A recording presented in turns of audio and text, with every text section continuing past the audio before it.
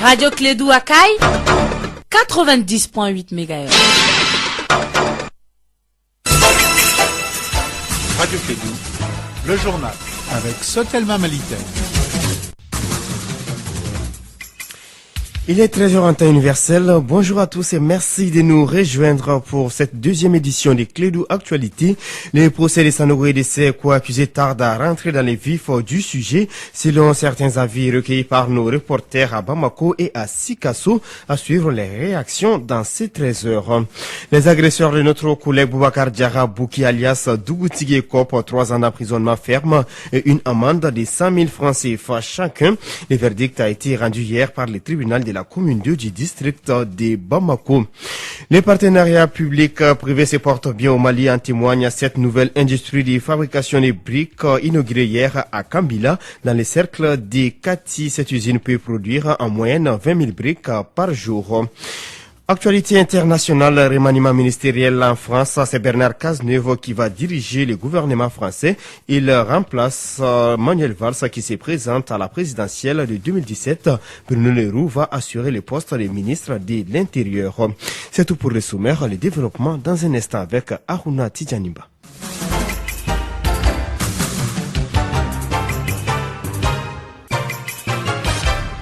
Une fois de plus, bonjour à tous et bienvenue dans cette édition. Je vous disais tantôt, nous ouvrons d'abord le journal par l'attaque de la maison d'arrêt des Nyono à environ 105 km de Ségou. C'est aux environs des 2 heures du matin que des individus armés non identifiés ont fait irruption dans la prison de la ville de Nyono. Tous les prisonniers ont été libérés et 2 gardes des prisons grièvement blessés. Après leur forfait, les bandits ont pris la direction de Molodo à 7 km de la ville de Nyono.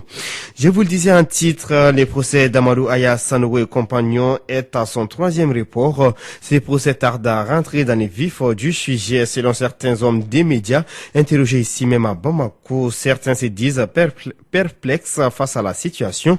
Les avis restent quand même mitigés par rapport à ces multiples reports, suivant quelques avis recueillis par Astan Diawara. Le procès de Aya commence à être un fiasco total. Le parquet et le collectif des avocats ne soufflent plus dans la même trompette. Nous sommes à un 3e report, un procès qui était prévu pour 2 semaines. Il faut s'attendre à 1 mois. Je pense qu'on est dans la logique aujourd'hui de saboter ce procès. Je n'ai pas été à Sigasso, mais les confrères qui sont là-bas et les échos qui nous parviennent, comment un accusé qui aurait les mains tachées de sang a des supporters, des centaines de supporters et qui ont fait un portrait géant de Aya. Je pense que ça commence à lasser. C'est dans le cours normal des procédures judiciaires. Mais il faut savoir raison garder souvent. Si on en tient uniquement à ce procès, je pense qu'il faut surtout se concentrer sur l'affaire des 21 baies rouges. Bon, je crois que ces différents reports du procès Aya Sanogo, c'est juste pour avoir certaines informations. Il ne faut pas aussi contraindre trop le jugement puisque tous les Maliens ou les victimes, ils veulent que justice soit. Le rapport explique l'inorganisation, l'anticipation d'un procès qui n'était pas du tout à l'ordre du jour. On a l'impression que l'État a eu peur des menaces proférées par les parents, les femmes, les orphelins des bérets rouges qui ont demandé, qui ont exigé que justice soit rendue. C'est normal que souvent pour la gestion du procès crime de ce genre, que c'est normal que des reports arrivent successivement parce qu'il y a des petits problèmes de réglage qu'il faut faire. Moi je prends l'exemple de ce qui se passe à Abidjan aujourd'hui avec l'ancien premier âme. Il y a eu beaucoup de reports. Donc l'État accepte que le procès continue donc, dans les jours à venir. Je dirais que les reports ne sont pas du tout illégaux du moment où il s'agit en fait d'une question de droit. Et c'est des techniciens du droit qui ont reporté ces différents jugements et ces différentes audiences. Pour un jugement, il faudrait au moins que les éléments soient réunis. Donc ça, au moins, un ensemble d'éléments possibles pour trancher pour le litige. Je dirais qu'il ne pourrait pas du tout avoir un procès lucide et équitable. Même constat dans la cité du Kénédougou qui accueille ces procès du moment où certains s'impatientent, d'autres demandent de faire confiance à la justice. Les propos sont recueillis par Zoumana Traoré, notre correspondant local. Tout ce que moi j'ai compris dans ces procès, vraiment ce n'est plus la justice, c'est la politique. Parce que ce que moi j'ai constaté encore vraiment, c'est très très mal organisé. Honnêtement, on a une impression que ce procès a été mal organisé. Ça fait plus de combien de jours aujourd'hui, plus de 3 jours. Chaque jour on vient. Après la comparaison des accusés, la cour se retire, 30 000, 40 000. Il disait que l'audience est suspendue jusqu'à 72 heures, 24 heures. On ne comprend rien. Souvent on dit que défaut de témoignages, défaut d'avocat, défaut de téléphone. C'est une histoire là. Depuis l'ouverture du procès le 30 novembre à nos jours, on assiste qu'à des suspensions. Donc, comme il l'a si bien dit, nous sommes dans un pays sérieux. Donc, les autorités doivent prendre vraiment des précautions par rapport à cette situation. Puisque le fait de suspendre à chaque audience, de suspendre l'audience, ça, c'est pas une bonne chose pour le pays. Donc, dans ces cas, les mesures doivent être prises. L'organisation doit être à la hauteur pour que les Maliens vraiment puissent assister vraiment à une audience vraiment de taille. C'est au-delà de toutes les patients. Il faut que les Maliens sachent qu'ils doivent être patients. Et l'organisation d'un procès, ce n'est pas la mer à boire. Il faut aller doucement. Il y a des exceptions soulevées par les avocats de la défense, les avocats de la partie civile, de la cour. Tout ça, ça demande un certain nombre de problèmes qu'il faut revoir avant que le procès lui-même ne commence. Donc on comprend un peu l'impatience de tout un chacun. Je crois que commencer déjà est un problème. La cour a commencé, c'est déjà un pas. À l'instant, quelques avis recueillis par notre correspondant à Sikasso. Autre procès, je vous l'annonçais en titre, 3 ans d'emprisonnement ferme et une amende de 100 000 francs CFA chacun pour les agresseurs. C'est la sentence prononcée par le juge dans l'affaire de l'agression de notre collègue Boubacar Diarra, technicien animateur et chef de production à la radio Clédou. Le verdict a été finalement rendu hier lundi au tribunal de la commune 2 du district de Bamako à titre de rappel, Boubacar Diarra, alias Bouki, avait été agressé dans la nuit du 25 septembre 2016. Moussa Papaïdara nous en parle. Ce jour-là, ces enfants-là m'ont cogné. Quand on est tombé, malheur pour eux, ils ont vu que le butin, ça les convenait pas. Ils voulaient plutôt une moto Jakarta. Mais moi, j'avais une vieille CG Drago. Les faits remontent dans la nuit du 25 septembre. Ce soir, Boubacar Diarra dit Bouki s'apprête à rentrer à la maison juste après son émission Tunkan aux environs de 23 heures. Sur la route de Sans-Fil, près du marché de bétail, un endroit réputé dangereux, il rentre en collision avec une moto transportant 3 individus. Aussitôt, l'accident se transforme en affrontement. La cinquantaine, Boubacar Diarra se retrouve face aux jeunes d'environ 25 ans pour une bagarre nez à nez pendant plus d'1 heure jusqu'à l'intervention de la police du 3e arrondissement. Leur acte s'accentue à travers un état d'ivresse, surtout quand ils ont constaté que la moto qui faisait leur affaire ne possédait pas l'animateur. Reporté à 2 reprises pour fourniture des dossiers médicaux, le procès s'est enfin tenu ce 5 décembre au grand bonheur de la victime. Bon, la sentence est effectivement tombée. C'est le lieu d'ailleurs de remercier le tribunal de la commune 2 parce que je ne m'attendais pas à un jugement pareil. Sans fausse modestie, moi j'ai été satisfait du verdict rendu. 3 ans de prison ferme et une amende de 100 000 francs CFA à chacun pour les 2 jeunes, le 3e étant en fuite. Pas d'enquête pour la poursuite du 3e larron, mais Boubacar Diarra alerte ses collègues qu'un autre bandit reste dans le vent. Ironie du sort, ce procès fait aujourd'hui l'objet d'une grande plaisanterie dans les locaux de la radio Clédou, surtout quand c'est une animatrice, Mariam Sangaré, qui après avoir assisté au procès, fait le compte-rendu aux autres.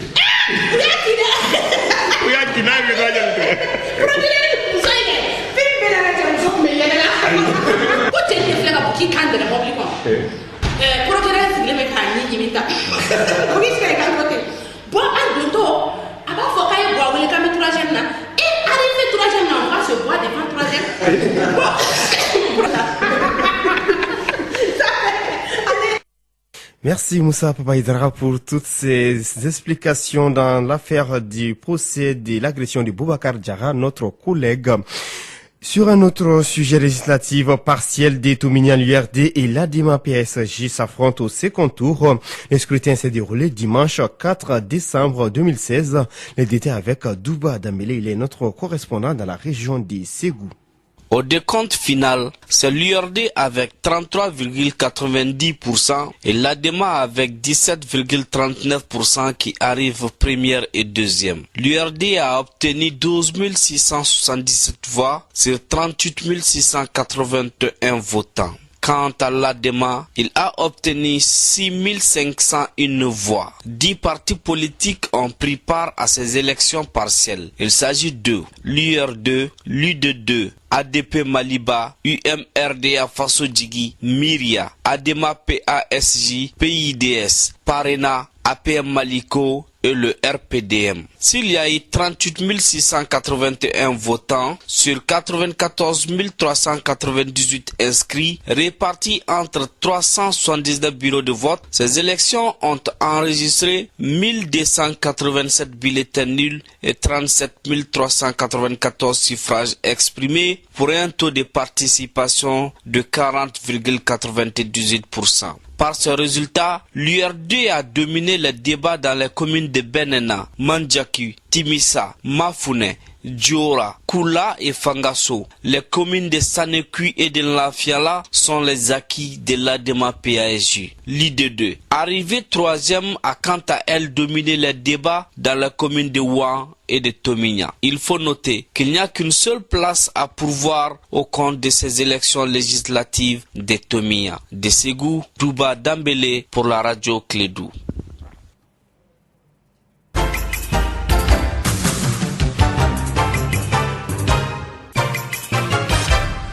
L'un des titres de ces 13 heures partenariat public privé en marche au Mali, le ministre de l'Habitat et de l'Urbanisme a inauguré ce lundi matin une unité de fabrication de briques de la société Sopromac. Cette unité a une capacité de production de 20 000 briques par jour. Ce projet a été possible grâce au partenariat entre la Sopromac et la BMS. Une convention de partenariat a également été signée entre la partie turque et cette société. Dadonomoko nous en dit plus. Après la construction des logements sociaux à Samaya, Kangaba, Djoila, entre autres, dans le cadre d'un partenariat avec le ministère de l'Urbanisme, Sopromac vient de se lancer dans la fabrication des briques pour appuyer davantage la promotion du secteur du bâtiment en général et celui du logement de qualité en particulier. Dr Adaman Bakayogo, président directeur général de Sopromac. Conscient des difficultés rencontrées dans la réalisation de ces projets et soucieux de la nécessité d'améliorer la qualité des matériaux de construction, nous avons proposé à notre partenaire financier la réalisation d'une unité de fabrique de briques qui est un des soucis majeurs pour la réalisation des logements. Cette nouvelle unité de fabrication de briques, bâtie sur une superficie de 3 hectares avec une production de 20 000 briques par jour, sera une source d'emploi pour les populations locales, dira le maire de la commune rurale de Kambila. La création de cette unité participe de l'amélioration de notre cadre de vie à travers la lutte contre le chômage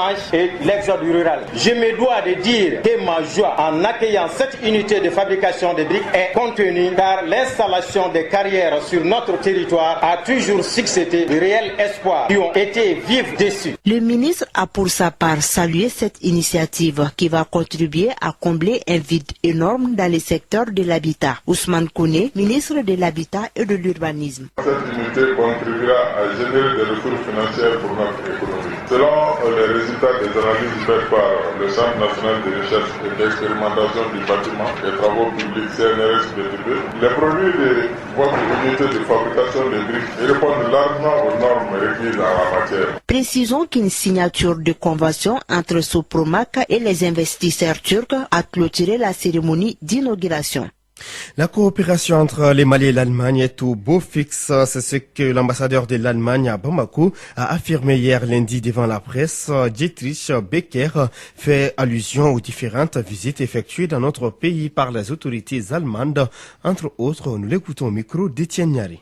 Faire un compte rendu de notre coopération en fin de l'année, parce que c'était une année vraiment spéciale pour l'Allemagne et le Mali, notre relation. Nous avons eu plusieurs visites hautes personnages. Par exemple, Madame la chancelière était la première chancelière qui était au Mali. Et ensuite, nous avons aussi augmenté notre montant de coopération dans le domaine du développement, mais aussi nous avons maintenant des contingents militaires, des soldats allemands très élevé. 650 soldats allemands sont mis à la disposition de l'Union de la MINUSMA. Et aussi, nous avons un contingent de 200 soldats avec la mission européenne pour l'entraînement de l'armée malienne. Ça montre vraiment que cette année était en spécial et on a voulu tenir compte de cela. Dietrich Becker, ambassadeur de la République fédérale d'Allemagne au Mali, des propos recueillis par Étienne Niaré. Parlons actualité internationale à présent. La milice du gouvernement libyen d'Union nationale, GENA, continue les travaux à Sirte. Cette opération vise à sécuriser la zone d'Al-Ghiza al-Bahriya, dernier retranchement de l'organisation État islamique dans la ville portuaire. Les beaux bureaux médiatiques avaient annoncé hier lundi un millier de journées avoir repris le contrôle total de la ville à l'organisation djihadiste, mais il reste quelques poches de résistance et la sécurisation continue. Le procès de l'armée de résistance du Seigneur devant la CPI 11 ans après l'émission des mandats d'arrêt contre lui, Dominique Ongwen sera jugé devant la Cour pénale internationale à partir de ce mardi 6 décembre, enlevé à l'âge de 14 ans par les hommes de Joseph Kony dans le nord de l'Ouganda. L'enfant soldat était devenu l'un des commandants redoutés de l'armée de résistance du Seigneur, mais doit désormais répondre des crimes de guerre et crimes contre l'humanité. Forum de Dakar, les chefs d'État attendus pour évoquer la sécurité, la deuxième et la dernière journée du Forum de Dakar sur la paix et la sécurité se tient ce mardi 6 décembre dans la capitale sénégalaise. Près de 400 invités, experts militaires, représentants de la société civile, mais aussi une dizaine de chefs d'État sont annoncés. Au final, bien peu ont confirmé leur présence. En France, je vous disais un titre, Bernard Cazeneuve devient Premier ministre. Le nom du ministre de l'Intérieur circulait depuis plusieurs semaines déjà pour succéder à Manuel Valls s'il décidait de se lancer dans la course présidentielle. Le Premier ministre sortant Manuel Valls qui a annoncé hier qu'il serait candidat à l'élection présidentielle en mai prochain a démissionné de son poste de chef du gouvernement. Il est alors remplacé par Bernard Cazeneuve qui cède lui son fauteuil de ministre de l'Intérieur à Bruno Leroux. Il est 13h16. Nous sommes au terme de cette édition, la deuxième des Clés du Info. Merci à vous de l'avoir suivi. Présentation Aruna Ba, la technique Fatou Fall. Tout de suite, c'est l'actualité sportive en langue nationale Bamana.